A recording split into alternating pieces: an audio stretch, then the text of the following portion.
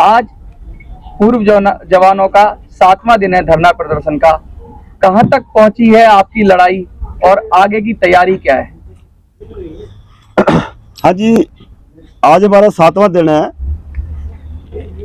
लड़ाई तो हमारा जो हमने साड़ी संयुक्त कमेटी ने जो डिसीजन लिया कि कंटिन्यू करना है जब तक सरकार हमारी बात सुनती नहीं है या हमारे जेडे इशू है वो नहीं मानती। बाकी आगे कंटिन्यू चलेगा, वो देखते हैं और सरकार को मौका देना चाहते हैं हम, और कंटिन्यू चलेगा। देखते हैं कितनी देर सरकार हमारी बात नहीं मानती। जैसे कि हमारे को हमारे प्राइम मिनिस्टर के ऊपर है कि वो जवानों के प्रति को ना कुछ उनके दिल में है। जैसे जाते हैं होली दिवाली पे बॉर्डरों पे, तो हम भी तो वही जवान है जो बॉर्डरों पे ड्यूटियां करके आ चुके हैं। हमारे जेडे हकी मंगा ने जिसो जवाना दियां ਜਿਹੜੀਆਂ ਸਾਡੇ ਨਾਲ ਵਧੀਕੀਆਂ ਹੋਈਆਂ ने, अनजस्टिस होइयां ने, जो सरकार बनने से पहले 13 में जेडी रिवारी रैली में जो मोदी जी ने हमारे साथ वादे किए थे कि मैं 1 रैंक 1 पेंशन दूंगा, जवानों को फायदा होगा, लेकिन वो फायदे तो हमारे को मिले नहीं है। तुम्हारे सामने चार्ट लगे हुए हैं। इसलिए हम तो सरकार से वही गुजारिश करते हैं कि जो आपने वादे किए थे वादे निभाए जाए। जो आप बोल रहे हो कि हमने दे दिया, ORP दे दिया, आज तक पहले किसी ने नहीं दिया, वो जो दिया है वो उसी में तो डिस्क्रिमिनेशन हुई है हमारे साथ। उसी में तो जो कुछ परसेंट जेडे अधिकारी 2-3% उनको ज्यादा बेनिफिट दिए गए हैं, और हमारे को जो JCO जवानों को एक्चुअली जो ORP जिनके लिए था कुशयारी कमेटी के मुताबिक उनको तो मिला ही नहीं है।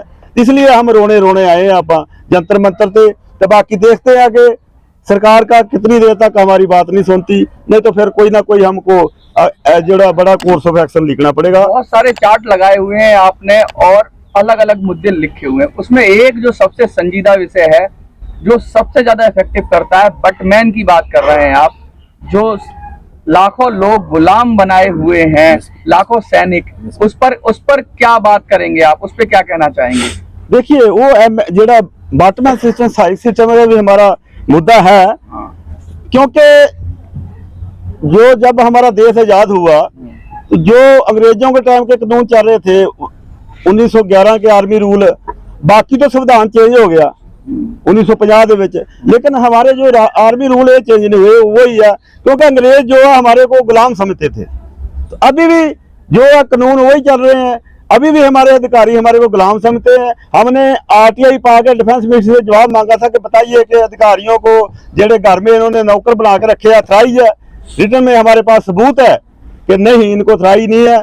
तो फिर तुम्हारे सामने ही है।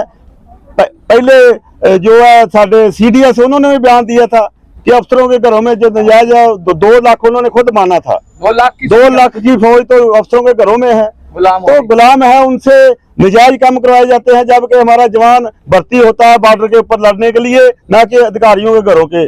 तो उसके लिए हमारा miss use of man power है, उसको हम कहेंगे कि जरा भ्रष्टाचार है, क्योंकि जब किसी को कोई चीज अथराइज ही नहीं है आर्मी ऑर्डर के मुताबिक, तो फिर वो क्यों कर रहे हैं हमारे कार्य? हमारा मुद्दा मांग है कि वो जो ऐसे भी भ्रष्ट अफसर जो हमारे जवानों को घर में बंदी बना के नजायज काम लेते हैं, उनके ऊपर भी कानूनी कार्रवाई होनी चाहिए। लगातार आत्महत्याओं की वारदातें आती हैं या ऐसी दुखद घटनाएं सामने आती हैं जिसमें जवान खुदकुशी कर लेते हैं, क्या उसका एक रीजन ये भी है, ये सिस्टम है जिससे जवान जिस देश प्रेम से जाता है देश की सेवा के लिए, जब उसको अलग तरह के काम करने पड़ते हैं तो उसकी जो अंदर से ईगो हट हो जाता है, या उस पर जो दिक्कतें आती हैं उस वजह से भी क्या दिक्कत होती है? इसके लिए हमारे एडवोकेट साहब बताएंगे। ऐसा है, आप पहली बात तो हम लोग मुद्दे से भटक रहे हैं। नहीं, ये मुद्दा है सर, ये मुद्दा ऑलरेडी आपके उसमें है, OROP से रिलेटेड। आज जो यहाँ बैठे हुए हैं लोग, ये मुद्दे हैं, आप इसको मुख्य मुद्दा बना रहे हैं। नहीं, मुख्य मुद्दा नहीं बना रहे सर, यहाँ चार्ट में लगा हुआ है, ऐसे कैसे बना देंगे मुख्य मुद्दा सर? हम अपनी तरफ से कुछ नहीं कर रहे। आपको ये कह रहे हैं कि सरकार ने एक पॉलिसी बनाई। OROP पे भी बोलिए, ये सवाल का जवाब देना चाहेंगे आप? नहीं, सेकेंडरी है। अच्छा ठीक है, तो फिर इसको हमें OROP पे पूछिए, ठीक है? अभी बटमैन पे आपने जवाब दे दिया। मैं पूछ रहा हूँ MSP की बात करेंगे हम। MSP पे क्यों आप इतना जद्दोजहद हो रही है, जबकि आप लगातार कह रहे हैं कि MSP सबको समान होनी चाहिए? हाँ जी, तो MSP पे क्या जद्दोजहद है आप? एक मिलिट्री सर्विस पे है, बेसिक पे कमीशन से आया कि सिविल की बजाय जो मिलिट्री में हार्डशिप होती है, जो ग्लेशियर में रेगिस्तान में, वहाँ माइनस तापमान में काम करता है और वहाँ उनको रहने की, खाने पीने की बहुत कठिनाइयाँ होती है। वो देश की खरीदारी करता है तो कठिनाइयाँ बहुत भयंकर है। उसको देखते हुए हार्डशिप अलाउंस के रूप में सिविल काउंटर पार्ट से ये शुरू की गई थी। शुरू में पहले ये किया गया था 1000 दी थी जवानों की और 6000 रुपये दी थी अधिकारियों की। फिर बाद में करते करते इसको 2000 किया गया, 2000 और 6000 रुपये। 7वें पे कमीशन में इसको मल्टीपल करते हुए जवानों की तो होगी 5200 रुपये, तो अधिकारियों की होगी 15500 रुपये। हमारे साथ में आर्मी में MS में नर्सें काम करती हैं, उनका तो ना तो लड़ाई से सरोकार है, ना कि बॉर्डर से सरोकार है, ना कोई हार्डशिप है। वो खाली इंजेक्शन देना, दवाई देना काम करती है। उनको मिलिट्री सर्विस पे दिया गया 10,800 रुपये। फिर हमारे जवान, हमारे JCO जो मतलब जिसको मिलना चाहिए उसे नहीं मिलता, बिल्कुल नहीं मिलता, और जिसको नहीं मिलना चाहिए उसको दे देते हैं। धोखा हुआ आपके साथ, धोखा। बिल्कुल। देखो फ्रंट लाइन क्या है, जो आप भी मानते हैं गोली खाता जवान खाता। आप देखते हो सबसे पहले फ्रंट लाइन में टुकड़ी कमांड जवानों के सब आते हैं जी, जब आते हैं तिरंगे में लिपट के, तो हम तो वही देखते हैं। मैं रेवाड़ी से बिलोंग करता है। रेवाड़ी से झुंझुनू देखो, कोई गांव नहीं, कोई घर नहीं जहाँ शहीद नहीं है। आप जाकर देखो गांव गांव में शहीदों की मूर्तियां लगी हुई हैं। तो किसने गोली खाई है, किसने देश के लिए बलिदान दिया है? तो आप ही बताइए। मैं आपके माध्यम से पूछना चाहता हूँ, किसका अधिकार बनता है? आप क्या कहना चाहते हो, कुछ आपके मन में? मैं MSP पर ये बोलना चाहता हूँ कि सर्दी है वो अफसर को भी उतनी लगती है और एक जवान को भी उतनी लगती है। जबकि अफसर तो रूम के अंदर रहता है, उसकी कोई नाइट ड्यूटी नहीं होती है। महीने में एक बार ड्यूटी अफसर भले ही लग जाओ, और जवान पूरी रात 4-4, 6-6 घंटे खड़े रहते हैं। MSP उसको ज्यादा मिलनी चाहिए या अफसर को मिलनी चाहिए? ये बिल्कुल इक्वल होनी चाहिए। 15,000 अगर अफसर के तो 15,000 जवान की भी होनी चाहिए। क्या कहेंगे सर आप जो ये बात उठा रहे हैं, क्या कहेंगे?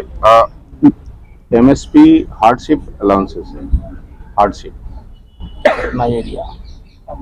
हार्डशिप अलाउंसेस है। हार्डशिप अलाउंसेस में आप इस तरह से नहीं कर सकते कि एक जिसको हार्डशिप से कोई लेना देना नहीं, जैसा कि मैंने बताया, जैसे नर्सेस की बात की, उसको आप 10,800 दें, और एक सिपाही भी 5200 पे है और एक सूबेदार मेजर भी 5200 पे है।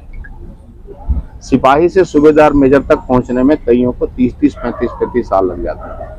आप ये कह रहे हैं कि 35 साल तक जो बंदा बॉर्डर पे रहा वो भी 5200 लेगा, और एक आज नहीं, फिर तो ये आप ही का सवाल काउंटर हो जाएगा सर। जो आप कह रहे हैं समान, ये तो आप सूबेदार के साथ भी अन्याय हो रहा है और जवान के साथ भी अन्याय हो रहा है। ऑफिसर और उसकी लड़ाई अब सूबेदार और उसमें चली जाएगी। गलत मुझे लग रहा है कि सर आप बताइए, आप ही बोलिए सर। मुझे लग रहा है कंफ्यूज कर रहे हैं सब जगह। मेरी बात आप बताइए सर।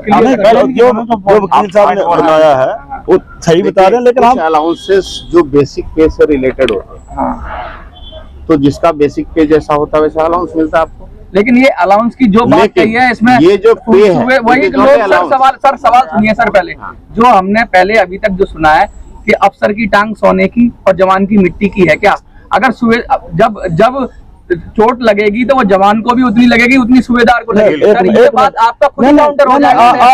आप एक क्वेश्चन गलत कर रहे हो। ये MSP से रिलेटेड नहीं है जो आपने बोला, टांग लोहे की सोनी, वो है डिसेबिलिटी पेंशन। अच्छा ठीक है, डिसेबिलिटी पेंशन, डिसेबिलिटी पेंशन जी अलग चीज है, अच्छा। वो मिलिट्री सर्विस पे अलग चीज है। अच्छा, डिसेबिलिटी जो है आप बताइए सर। वो हमने ऑलरेडी दफा बता चुके हैं कि कई दफा, क्योंकि जो डिसेबिलिटी है ना वो जैसे यूरोप कंट्री में बराबर है, ऐसे ही यहाँ हम भी मांग कर रहे हैं कि डिसेबिलिटी बराबर होनी चाहिए। वो जरा रिस्क जी पे है हमारी, वो भी बराबर इक्वल होनी चाहिए। अच्छा, बस।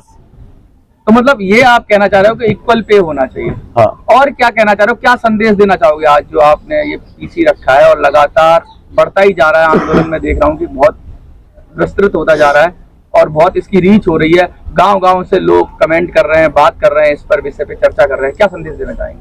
संदेश तो यही है, मैंने आपको पहले कल भी बताया था कि हमारी वर्कशॉप है जहाँ से हम जो हमारे देश के कोने कोने से आ रहे हैं, वो जहाँ से शिक्षा लेके और अपने अपने गांव में वापस जाके उनको भी जागरूक कर रहे हैं कि अपने हकी मंगावाते जागो और दिल्ली पहुंचो। इस करके ये तो धरने का विस्तार होना ही होना है। कोई भी धरना जरा चलता है पड़ावा चलता है, जब किसानों का चला था। अभी धीरे धीरे सरकार अगर जल्दी समझ जाती है ठीक है, नहीं तो फिर इसका विस्तार होता जाएगा, तो फिर कोई बहुत बड़ा एक कोर्स ऑफ एक्शन लिखा जाएगा। जो 20 फरवरी को अगर हमारे एक सदे के ऊपर इतनी देश के कोने कोने से जनता जो साबका सैनिक वीर नारी आईया ने, अगर इसके बाद अगर कॉल देंगे ना, यहाँ दिल्ली में जगह नहीं मिलेगी, इतना हमारा जेड़ा पूरे देश के साबका सैनिक भी जाग चुके हैं।